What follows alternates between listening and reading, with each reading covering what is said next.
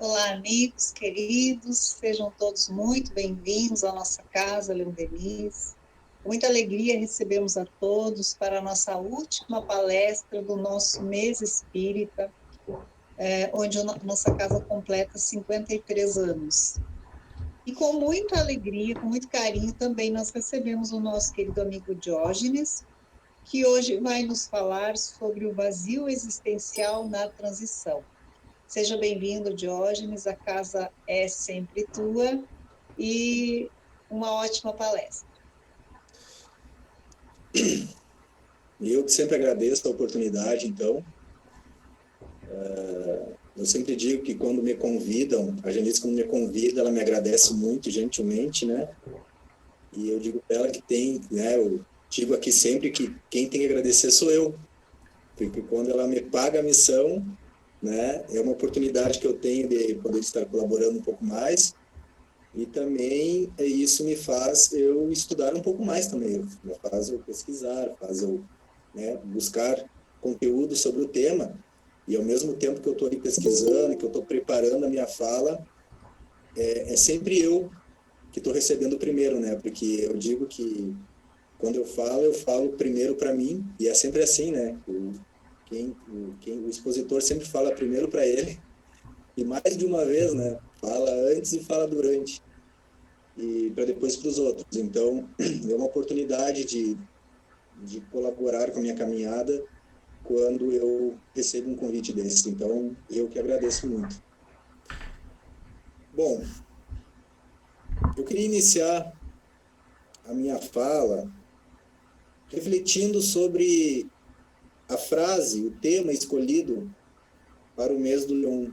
Eu queria parabenizar a casa pela escolha do tema, porque nunca foi tão necessário nós debatermos, colocarmos em pauta a consciência, a saúde mental e o recomeço. Esses três pontos importantes da frase: consciência e saúde mental para o recomeço. Eu costumo dizer que a vida nos dá inúmeras oportunidades de recomeçar. Inúmeras. Tanto que a gente não pode fechar um número X de encarnações para atingirmos a evolução, a plenitude. Porque cada um caminha no seu tempo. E a vida, né, na sua misericórdia, Deus na sua misericórdia, nos possibilita inúmeras oportunidades. Mas nós temos que aproveitar essas oportunidades. E me parece que a humanidade não tem aproveitado muito as chances que tem tido. O plano espiritual sempre nos propõe inúmeras reflexões, repensar comportamentos, pensamentos, rever os nossos sentimentos, principalmente aqueles que estão envolvidos na caminhada espiritual, né, que buscam uma religião ou buscam uma filosofia religiosa, né, nós que estamos envolvidos na doutrina espírita, que estudamos a doutrina espírita, então a vida ela está sempre reforçando isso na gente, né, nos alertando de que nós temos várias oportunidades de recomeçar, né? A cada manhã é uma oportunidade de recomeço. Só que para poder nós aproveitarmos este recomeço, nós precisamos ter consciência da necessidade de melhoramento. Então, ninguém vai conseguir se melhorar, ninguém vai conseguir se melhorar como espírito, como pessoa, como cidadão, como trabalhador, como pai, como mãe, como filho, se não tiver consciência da necessidade de melhoramento. Nós estamos sempre em evolução, nós somos ainda espíritos, né, ignorantes, né, em muitos aspectos, e nós estamos nessa caminhada, mas nós precisamos ter a consciência de que nós temos que nos aprimorar. Então, se nós não tivermos esta consciência, não saímos da onde a gente está, né? Então, por isso que Jesus, né, nos falou que para ele nos ajudar, para o céu nos ajudar, nós tínhamos que nos ajudar também. Ajuda-te, que o céu te ajudará. Então, ele falava nesse sentido. se tu não tiver consciência de que tu precisa se melhorar, de que tu precisa de uma reforma íntima a cada dia, a cada momento, que tu precisa repensar as tuas atitudes, porque nós somos falhos, nós ficamos enjaulados na ignorância e a gente não consegue se aprimorar. Então, consciência, neste período de transição, onde nós estamos sendo provocados a todo momento, principalmente do ponto de vista psicológico, emocional e espiritual, a consciência do melhoramento, ela está sendo urgente, urgente. E saúde mental. Aqui, saúde mental, eu falo tanto da saúde psicológica, emocional, mas também da saúde espiritual. Então, não tem como nós nos aprimorarmos mentalmente se nós não tivermos esta consciência, que é a consciência moral, né? De que nós precisamos nos melhorar, que nós precisamos nos aprimorar. Então, quando eu digo que quando nós temos saúde mental, nós temos tudo. Porque nós podemos ter um corpo perfeito, uma matéria perfeita, mas se nós não estivermos bem psicologicamente, bem espiritualmente, nós somatizamos, o corpo paga por isso. Nós podemos muito bem somatizar doenças, né? A gente tanto pensa que acaba construindo aquela enfermidade. No entanto, se nós estamos bem mentalmente, né, não estamos alimentando mágoa, raiva, estamos voltados para bons pensamentos, estamos equilibrados, ainda que o corpo adoeça, ainda que o corpo esteja adoecido, nós conseguimos manter o equilíbrio e até mesmo adquirir uma cura mais rápida. Basta que a nossa mente esteja bem. Então, se nós estamos bem mentalmente, nós temos tudo, praticamente, né? E aqui, repetindo, falando do ponto de vista psicológico, emocional e espiritual. E o recomeço é isso. Se nós não tivermos esta consciência para nos melhorarmos como pessoa, e neste caso fazermos, né, a promoção, a manutenção da nossa saúde mental, nós não estaremos aproveitando cada recomeço, cada oportunidade que a vida nos dá. Nós ficamos patinando, enxugando o gelo, né? Então, neste período de transição, nada é mais importante agora do que a gente refletir sobre a nossa consciência moral, sobre a necessidade de preservarmos a nossa saúde mental, né? E aproveitar as novas oportunidades. Por exemplo, passamos por uma pandemia, agora está mais tranquilo, mas nós passamos praticamente 2 anos na cadeirinha do pensamento, né? Porque a vida faz assim com a gente. Então, nós estamos tendo uma nova oportunidade, mais uma oportunidade. E o que nós estamos fazendo com esta oportunidade que, né, que o universo está nos dando, né, que Deus está nos dando? Então, o que acontece? Eu costumo dizer que a vida, essas oportunidades que a vida nos dá, é como se a vida permitisse que a gente parcelasse no cartão em 12 vezes, ou até em 24 vezes sem juros. Né? Vai pagando aos poucos, ou vai debitando aos poucos. Só que às vezes a gente negligencia algumas parcelas, né? Falhamos uma, pagamos outra, prorrogamos, pagamos a parcela mínima, e assim a gente vai indo, não cumprindo com aquele compromisso, não pagando direitinho as parcelas. O que vai acontecer? Cedo ou tarde, né, vão protestar a nossa dívida.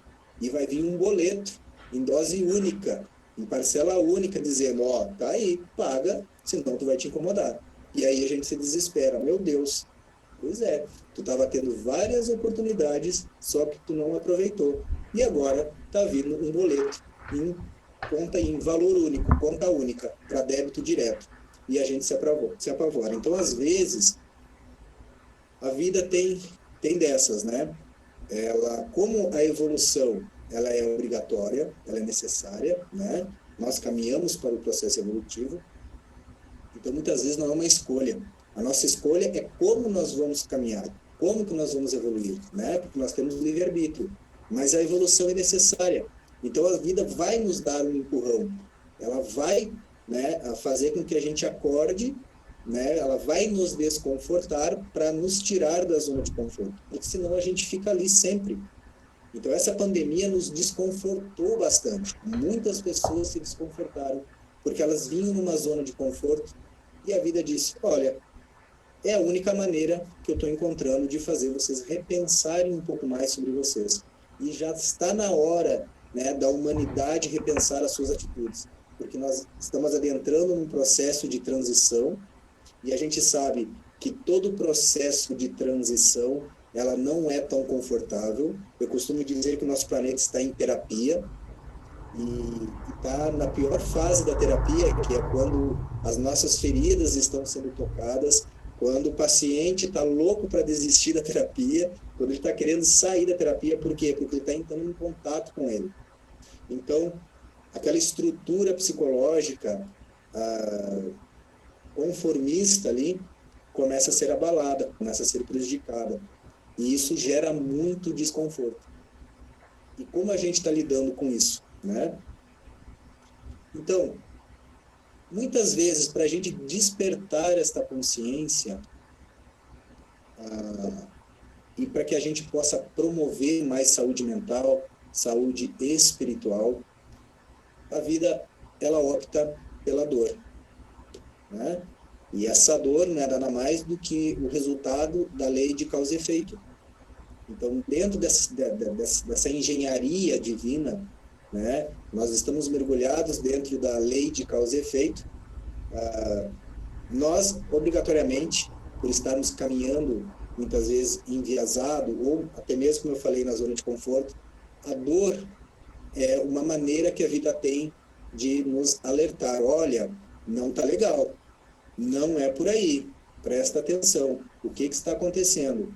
Né? Então, muitas vezes, para que a gente consiga se direcionar para o nosso compromisso, a vida nos proporciona algumas dores.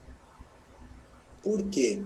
Porque, por incrível que pareça, nós crescemos muito mais no desconforto, no sofrimento, do que naquilo que nos deixa mais confortável, na zoninha de conforto.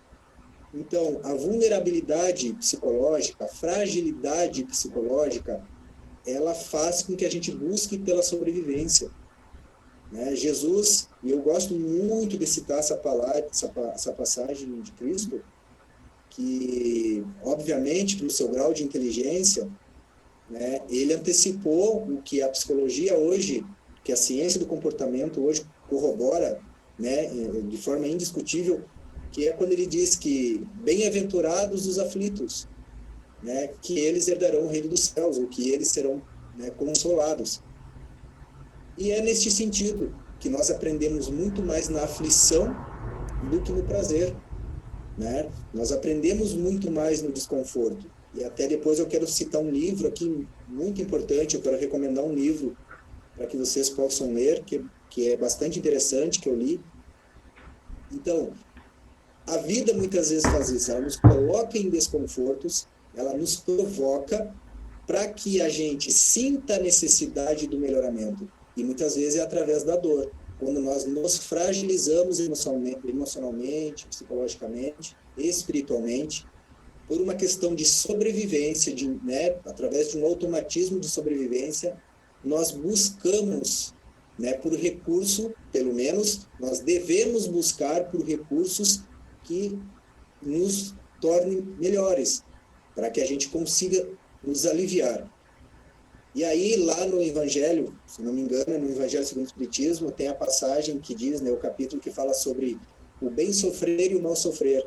Né? Então, a pessoa que bem sofre, ela sabe usar este momento a seu favor. Ela consegue perceber o que a vida está querendo dizer. E os que mal sofrem entram no vitimismo, no desespero, né, e acabam ficando presos naquele momento ali. Mas a vida faz isso. Então, um dos papéis dessa transição planetária é realmente isso, É nos colocar na cadeirinha do pensamento, é nos provocar, né? É nos desconfortar para que a gente sinta esse impacto e, dessa forma, a gente busque por auxílio, busque por conforto, né? Busque pelo autoconhecimento, por exemplo, porque se não for assim, a gente fica ali, né? Eu, no meu trabalho, por exemplo, que eu trabalho com medo de dirigir, a pessoa marca lá 10 aulas e eu fico com ela no bairro, lá no bairro, onde não tem muito movimento, não tem nada. Se depender dela, ela fica as 10 aulas lá. Muitos não se propõem a avançar sozinhos. Eu tenho que provocar.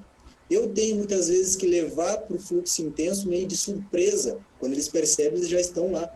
Porque se eu planejo muitas vezes, né, se eu aviso com antecedência, eles entram num estado de ansiedade muito grande e eles não vão, ou podem recuar, né? Então eu meio que crio umas armadilhas assim e que dá muito certo, porque às vezes a pessoa não acredita muito nela e eu tenho que mostrar para ela que ela tem condições, que ela pode. E às vezes é na dor, é na angústia que a gente descobre muitos potenciais.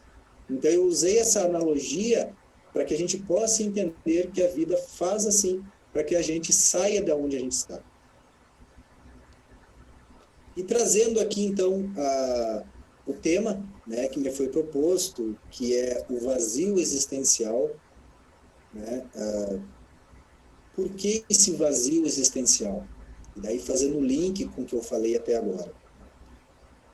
Nós não nascemos mais prontos. Nós não nascemos mais prontos. Como assim não nascemos mais prontos?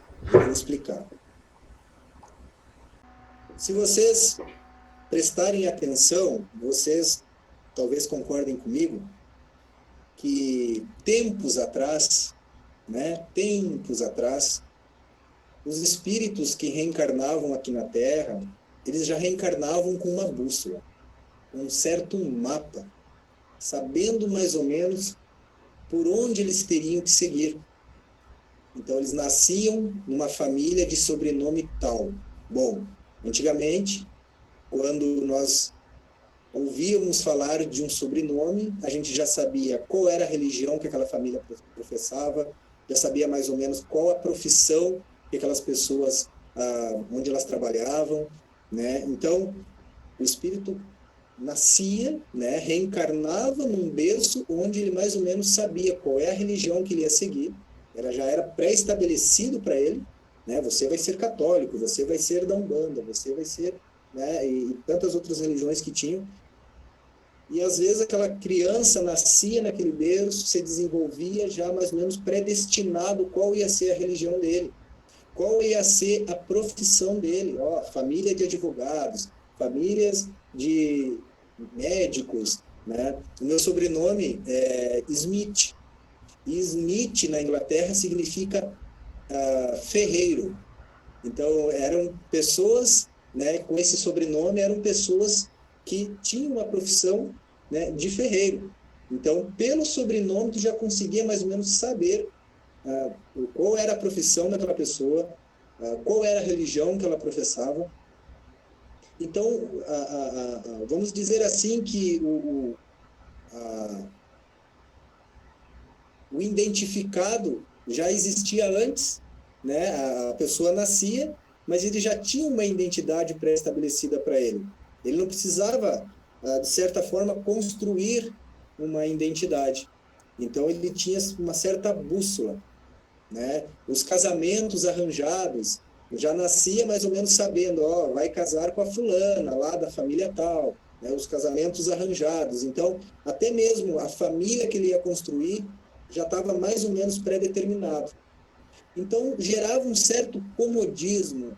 Eu não estou dizendo que nessa época era mais certo ou mais errado. Não. Existia um certo comodismo nessa época e até mesmo uma falta de autonomia, né? Então, a pessoa ela caía, é como se ela caísse dentro de uma selva com um mapa, com uma bússola ali. Então, isso gerava um certo conforto, sabe? Mais ou menos para onde ir e tal.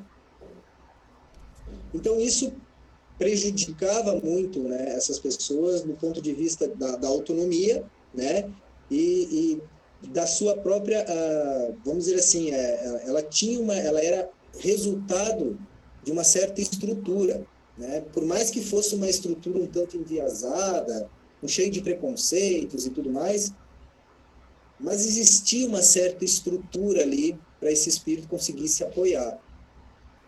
O que tem acontecido? Nós nascemos, então, de certa forma, prontos. E agora nós não nascemos mais prontos. Este período pelo qual a gente passa está proporcionando aos espíritos que reencarnam, claro, eu não estou falando espíritos que vêm, né, que estão sendo encaminhados para o nosso planeta para dar um up, para dar nos auxiliar no melhoramento moral, né? Então, muitos espíritos reencarnam e é onde se encontram as nossas crianças, os nossos jovens, né, os nossos adultos jovens. Hoje, se você perguntar para alguns adultos de 30, 25 anos qual é a sua profissão, muitas vezes eles não sabem. Eles ainda não conseguiram entender qual é a profissão, no que eles vão trabalhar, né? Tanto que tem muita gente aí ganhando dinheiro para poder aplicar testes, para fazer uma avaliação, para ver, eu vou fazer vestibular para quê? Qual a área que eu vou ir? Tem muitos adolescentes que não sabem, muitos jovens que estão saindo do ensino médio não sabem exatamente se vão ser advogados, se vão ser engenheiros, se vão ser dentistas, se não sabem, né? Hoje nós temos um cardápio de pessoas para a gente se relacionar. Nós temos o Tinder, por exemplo.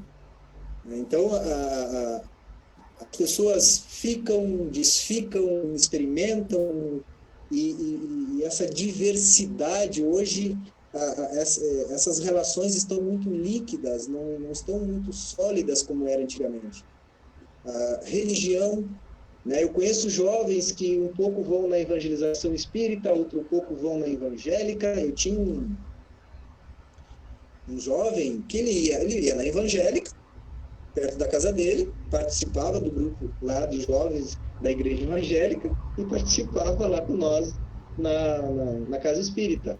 Então, isso hoje não é tão incomum, né? Dos nossos jovens não conseguirem entender qual é a religião que eles vão professar, qual é a sua filosofia de vida, né? E isso está muito líquido. Nós estamos passando por um período que essa estrutura está sendo abalada. E aí a gente pode perceber que tanto a estrutura familiar, estrutura social, estrutura política, né? Toda essa estrutura religiosa, todas essas estruturas, elas estão sendo abaladas neste período de transição. Elas estão sendo provocadas. E essa desestruturação faz, de uma forma automática, com que esses espíritos, ao reencarnarem, eles meio que percam, né? Meio que não conseguem entender a sua identidade. Começam a ter dificuldade de construir a sua identidade por falta de referência. Não existe mais uma referência. Ou se existe, muitas vezes, claro, eu não vou generalizar, mas são referências mais adoecidas, né? Então, é como se tu largasse alguém nessa selva sem bússola, sem mapa, sem nada. E ela não sabe exatamente para onde ir. E é aí que a gente consegue entender da onde será que pode estar vindo este vazio existencial? Esta falta de sentido. Por que eu estou aqui? Por que eu vim parar aqui? Para onde eu estou indo? E aí a gente lembra lá da síndrome de Alice, né? Para onde é que eu vou? Bom, né? Para onde vai essa rua? Bom, depende para onde tu quer ir. Eu não sei para onde eu quero ir. Então, para quem não sabe onde vai, qualquer lugar serve. E é este momento, né, de não saber para onde ir, que as angústias, as aflições começam a se intensificar. Este vazio existencial tem colocado os nossos jovens numa situação de angústia muito grande. Por isso, esses índices, né, de depressão, ansiedade aumentando tanto? Porque está faltando estrutura, está faltando uma base, né? Muitas ideias, muitas ideologias, muitos pensamentos estão sendo provocados neste período de transição porque é necessário. Lembra lá que eu falei no início? Para que essa consciência seja desenvolvida, é preciso desconfortar, né? É preciso tornar, né, provocar um certo abalo. É necessário o escândalo. Jesus já tinha nos falado, não é que talvez seja possível ou necessário o escândalo. Não, ele disse, é necessário o escândalo. Porque ele já sabia que nós somos, né, que nós, né, somos espíritos ignorantes em evolução e que errar faz parte da vida. Se perder faz parte desta caminhada. Então, mas ai daquele que escandalizar. Ou seja, não é que nós vamos ser mandados para o fogo eterno, para o inferno, que Jesus não vai nos considerar. Não. Ai daquele que escandalizar, porque ele vai cair em inconsciência uma hora. Uma hora vai despertar, e isso muitas vezes vai doer.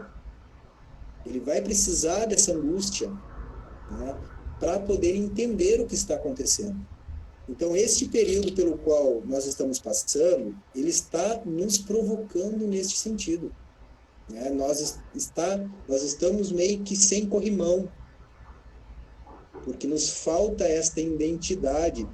Eu recebi um relato de uma paciente que ela estava falando sobre o irmão dela, com 24 anos de idade. Ela chegou no quarto e pegou o irmão dela chorando, debruçado na frente do computador, chorando. Ele, com 24 anos, nunca trabalhou, está estudando, mas ele só jogando, jogando, jogando. A vida dele é estudar e jogar no computador. E ela chegou e viu ele chorando, foi lá, sentou do lado dele, conversou com ele. E o que ele disse para ela? Que não é novidade alguma. Eu não sei quem eu sou. Eu não consigo me entender. Eu não sei para onde eu vou. E aí, é claro, investigando a estrutura familiar deles, é uma estrutura bastante abalada. É uma estrutura sem referências. Então, pensando em tempos atrás, onde, é claro, não era o ideal, mas de certa forma existia um mapa para essas pessoas se apoiarem, então é como se eles, né, já tivessem uma identidade pré-estabelecida, eles precisavam apenas cumprir com esta missão de seguir, né, de desenvolver e de seguir aquela cultura da família, enfim. Hoje não tem mais isso. Hoje não tem mais isso. Hoje, se você fala o sobrenome de alguém, o que esse sobrenome vai dizer? Esse sobrenome não vai me dizer nada. Ah, Alcântara. Tá, e daí? Só vou lembrar lá da história do né, Pedro de Alcântara, mas o que diz? Não me diz mais nada.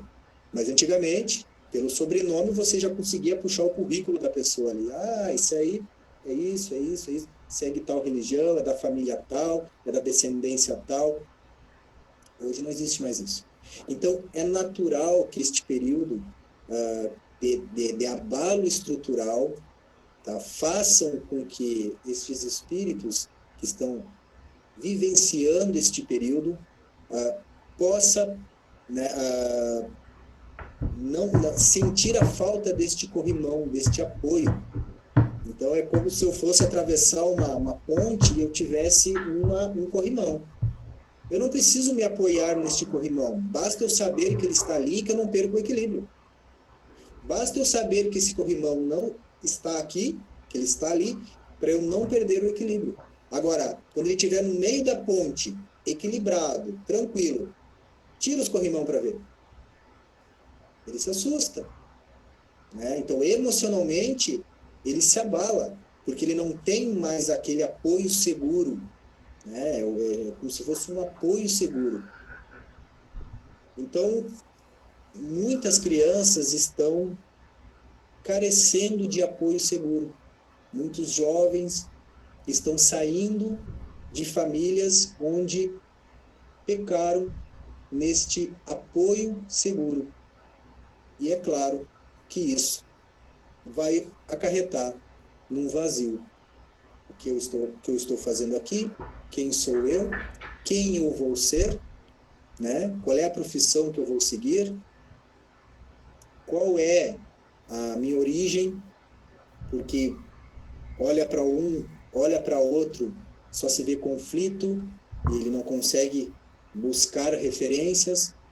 Então, eu tenho recebido bastante na clínica pessoas sem referência, realmente não encontrando sentido na vida, né? E aí a gente vai entender por que esse aumento de índice de pessoas se suicidando, ou pelo menos tentando suicídio, né? Porque não encontram sentido. E aí, o plano mais perverso se aproveita disso. E nesta hora é natural que muitos se encontrem não vigilantes, né? E as janelinhas abertas, frequência de pensamento cai, né? E vamos dizer assim, aquele plano mais escuro, né? E eles se aproveitam disso. E aí a gente entra na questão da espiritualidade, o quanto é importante nós nos espiritualizarmos, né? Então essa fragilidade emocional, essa vulnerabilidade psicológica pela qual estamos passando e provocado por este período de transição e que tem por objetivo realmente nos desconfortar, nem todo mundo está se sentindo pronto para se desconfortar. Então, é normal essa fragilidade. Contudo, como eu falei, muitas vezes é através desta fragilidade emocional que as pessoas vão buscar ajuda, né? Quantas pessoas, vamos dizer assim, ó, nós temos que nos preparar agora para quando a gente voltar presencial, o número de pessoas que vai buscar pela doutrina espírita, né? Principalmente por terem perdido entes queridos e por não estarem sabendo lidar com isso ainda. Então, buscar pela doutrina, isso é algo que muito provavelmente vai acontecer, né? Tentar buscar um sentido para o sofrimento, para a angústia, e a doutrina espírita nos conforta muito diante disso, né? De nos dar um sentido. Então, os consultórios de psicologia, isso já está acontecendo, né? Aquela busca angustiante para entender o que está acontecendo consigo mesmo. Nós vemos aí as redes sociais, Instagram, Facebook, inúmeras lives de profissionais falando sobre ansiedade, falando sobre depressão, falando sobre estresse. Tamanha demanda e o número de pessoas que vem acompanhando isso. Então, a dor provoca isso. Tá?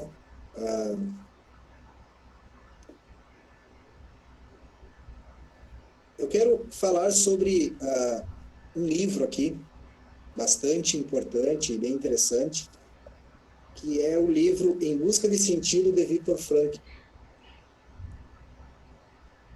Conta a história de um médico que esteve no campo de concentração, passou um bom tempo lá sofrendo todos os horrores do Holocausto, e ele conseguiu sobreviver. E em nenhum momento ele pensou em suicídio, em nenhum momento ele pensou em desistir. Ele até via amigos seus se suicidando, mas ele sempre se questionava: por que será que a vida está me dando um sofrimento desses? Tem que ter um motivo, tem que ter um sentido tudo isso. Por que eu me encontro nesta angústia? Por que eu estou passando por esta aflição? Deus não joga dados. Deus não vai, do nada, dizer: olha, tu vai passar por isso, sem ter um sentido nenhum algum para eu passar por isso. Então ele sempre alimentava isso na cabeça dele, que aquilo ali, que todo aquele sofrimento deveria ter um sentido. E foi isso que fortaleceu ele para que ele conseguisse não sucumbir e conseguir enfrentar todo aquele sofrimento. Então, ele sempre se fazia... Desculpa, ele sempre se fazia uma pergunta, que é uma pergunta que eu faço muito em clínica também, que é, a pessoa chega para mim e ela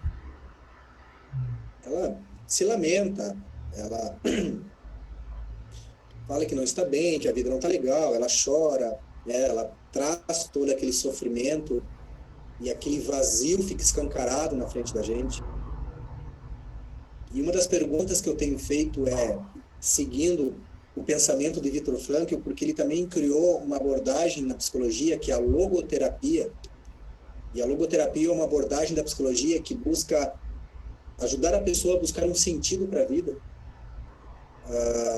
que é, tudo bem, tu tá passando por tudo isso, tu tá nessa angústia, tu teve estes pais que tu reclama, que tu lamenta, a tua família, né, é tóxica, teus pais sempre brigaram muito, ou tu passou por toda essa angústia de doença, enfim, não importa. Neste exato momento, a pergunta que tu pode se fazer, e aí, o que a vida quer te dizer com tudo isso? O que a vida quer te dizer com tudo isso? Alguma coisa ela quer te falar. Porque nós temos o hábito de, quando passamos por uma angústia, achar que aquilo é um problema que a vida está nos dando. Eu estou passando por um problema. Não, a vida não nos dá problemas. A vida nos dá desafios. Porque se a vida nos desse problema, ela estaria jogando contra o seu propósito, que é fazer com que a gente evolua. A vida nos dá desafios para que a gente se aprimore espiritualmente, psicologicamente, emocionalmente. É uma provocação. Essa pandemia pela qual a gente está passando é um desafio. É um desafio que a vida está nos dando. E como a gente está tratando essa pandemia? Como um desafio ou como um problema? O que é, na verdade, o problema? O problema é o desafio não aceito. É o desafio não compreendido ou mal compreendido. É o desafio negado. Isso vira um problema.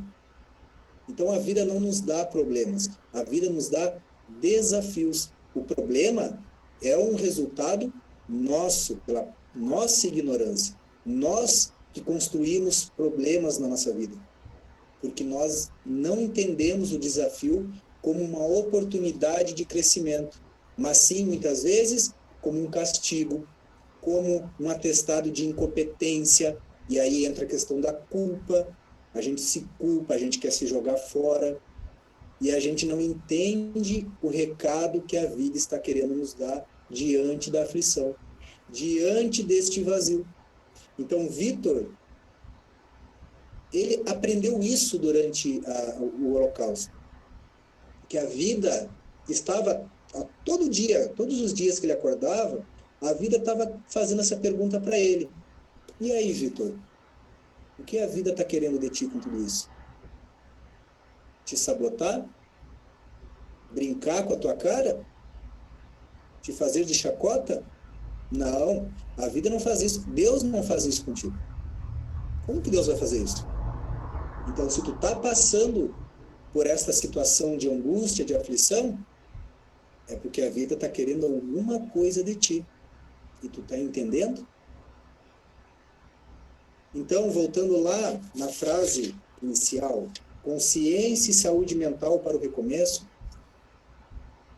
o que será que nós podemos entender com esta pandemia, com esses altos índices de ansiedade, de depressão, agora uma ameaça de terceira guerra mundial, todos esses conflitos?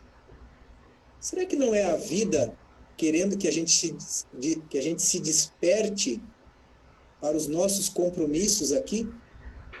Será que não é a vida nos convidando, porque nós não vamos, né, cada um tem seu livre-arbítrio, mas é a vida nos convidando, né, a nos nos voltarmos à nossa responsabilidade diante da nossa existência e diante do nosso papel aqui em relação à sociedade, em relação a tudo que vivemos, e a gente está teimando em não entender. E no momento que a gente desperta essa consciência, seja através da dor, é onde a gente vai buscar ajuda, porque nós vamos nos fragilizar. Então, quando nós nos sentimos fragilizados psicologicamente, não é porque nós somos fracos, não é porque Deus esqueceu da gente, não é porque é um castigo, não é porque o mundo está acabando, que tudo está se perdendo. Não. É uma imensa oportunidade da gente respirar, parar e pensar: o que a vida está querendo de mim? O que eu posso fazer?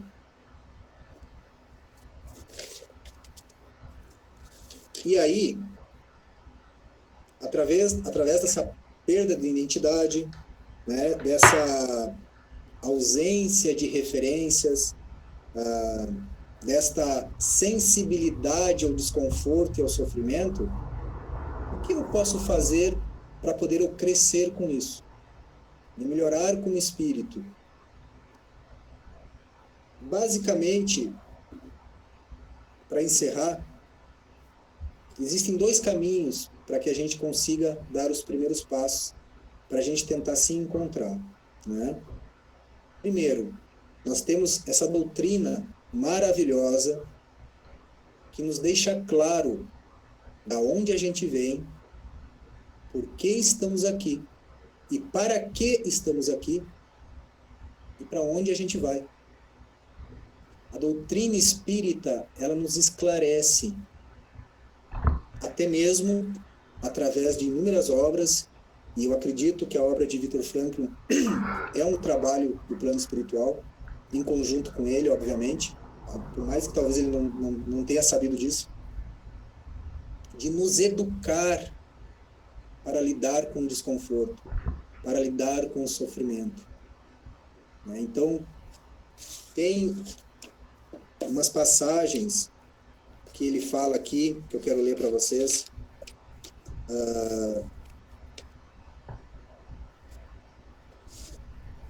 Uma vez que a busca de sentido por parte do indivíduo é bem sucedida, uma vez que ele aprende a lidar com as suas angústias, uma vez que ele aceita os percalços que a vida está oferecendo para ele como um desafio e não como um problema, isto não só o deixa feliz, mas também lhe dá a capacidade de enfrentar o sofrimento, como Jesus enfrentou.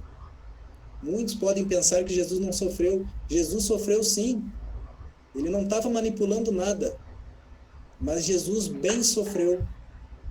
Porque tinha muito sentido, né, no papel, na presença dele aqui. E ele sabia disso.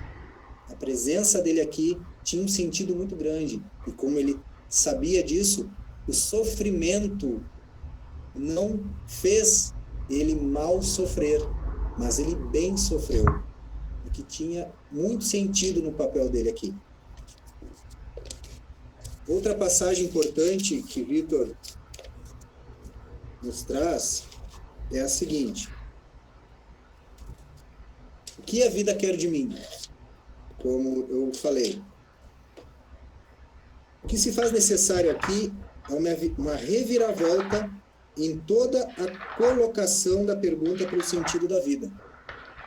Precisamos aprender e também ensinar as pessoas em desespero que o rigor nunca e jamais importa o que nós ainda temos a esperar da vida, mas sim exclusivamente o que a vida espera de nós. Então, muitas pessoas ainda ficam esperando da vida uma resposta. Ficam sentados na sua cadeirinha de praia, esperando que a vida lhe dê um sentido. E sendo que tem que ser ao contrário. O que a vida está querendo de mim para que eu busque um sentido? Para que eu me movimente para buscar esse sentido.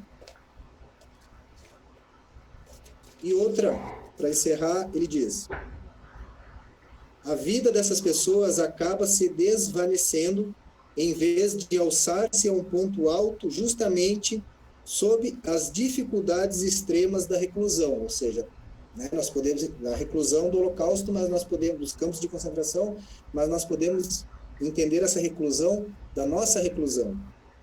Para o que, em princípio, haveria chance. Naturalmente, são poucas as pessoas capazes disso, mas elas conseguiram, mesmo no fracasso exterior e mesmo na morte, alcançar uma grandeza humana que antes, em sua existência cotidiana,